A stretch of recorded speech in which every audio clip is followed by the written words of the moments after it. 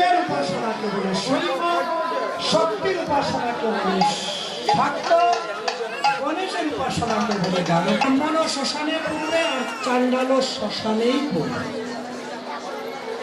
মরার পর দেহটা ব্রাহ্মণের দেহ ছইলেও স্নান করতে হবে, আর একটা চাণ্ডালের দেহ ছইলেও। আপনারা এসেছেন, এখানে যদি কীর্তন না হতো আপনারা আসতেন কি? ঘরে থাকতেন। এটা মহামিলনের স্বভাব। কিন্তু কিছু কথা বলে যাচ্ছে, যদি পারা যায় রাখবেন, না পারা যায় বের করে দিবেন। ব্রাহ্মণ যে জায়গায় যাইব, ক্ষত্রিয় বৈশ্য শূদ্র সবাই একই জায়গায় যাবে। পুরুষ হবে। গুরু দীক্ষার মানে তাই নয়, গুরু দীক্ষার মানে তাই নয় যে আমরা রাতারাতি ধনী হব। দেখুন, আজকে যদি আমি ধনী হই, মনে করুন আমরা এলাকাবাসী অনেক ধনী হই, ধনী হলে যেদিন আমি ছেড়ে চলে যাব, শ্মশানে যাব, এই দেহটা যেদিন থাকবে না, সেদিন এই বাড়িগুলো যাবে কি? যাবে। গাড়িগুলো যাবে, সন্তানগুলো যাবে। এই দেহের সম্বন্ধীয় যাহা কিছু, মহাজন বলছেন, শাস্ত্র বলছেন, এই শরীরের সম্বন্ধীয় তো যা কিছু আমরা পেয়েছি, সবকিছু এই দেহের সাথে সাথে বিনাশ হয়ে। কিন্তু আধ্যাত্মিক জগতের যা প্রেম, বস্তু, ভক্তি, যা আমরা গুরু বৈষ্ণব থেকে পাই, যা হরিনাম কীর্তন থেকে পাই, ভাগবত কথা থেকে পাই, এইগুলোর কোনো বিনাশ হবে না। চিরজীবন, চিরকাল, জন্মে জন্মে আমার আপনার সাথে যাবে।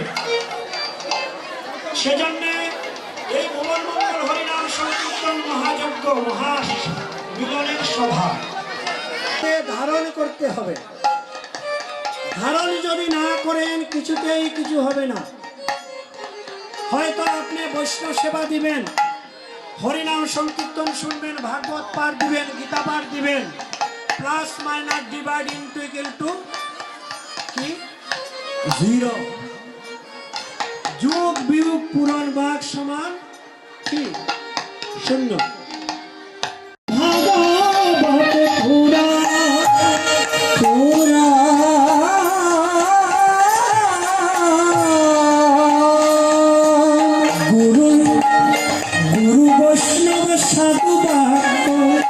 হৃদয়ে করিয়া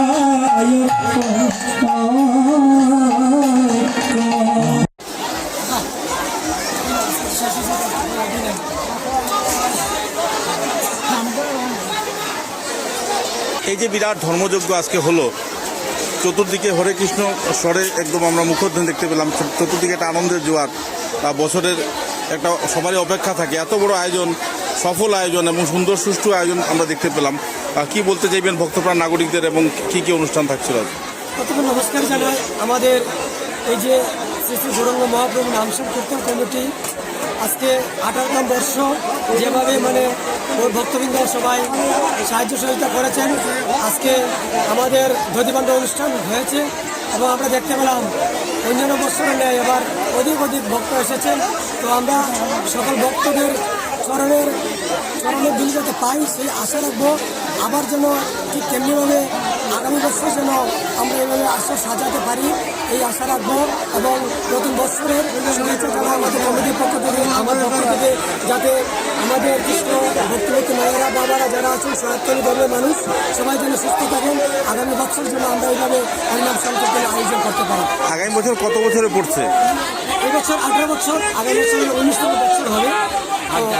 আমরা সবাই আশা রাখবো 19তম বছরে আমরা এই হরিনামের আসর এভাবে সাজাতে পারি। 25 বছরে বিশেষ কোনো পরিকল্পনা রয়েছে? হতে পারে 25 বছর হবে। আশা করি আমরা বিশেষ কিছু করবো, যাতে বরাকবিলির মধ্যে আমাদের কীর্তনটা অন্যতম কীর্তন হিসেবে পরিচিত হয়। সেটা আমাদের আশা আছে, আমাদের স্বপ্ন আছে এবং আমাদের কমিটির সব দাদাদের, সব ভাইদের সেটার দিকে নজর আছে।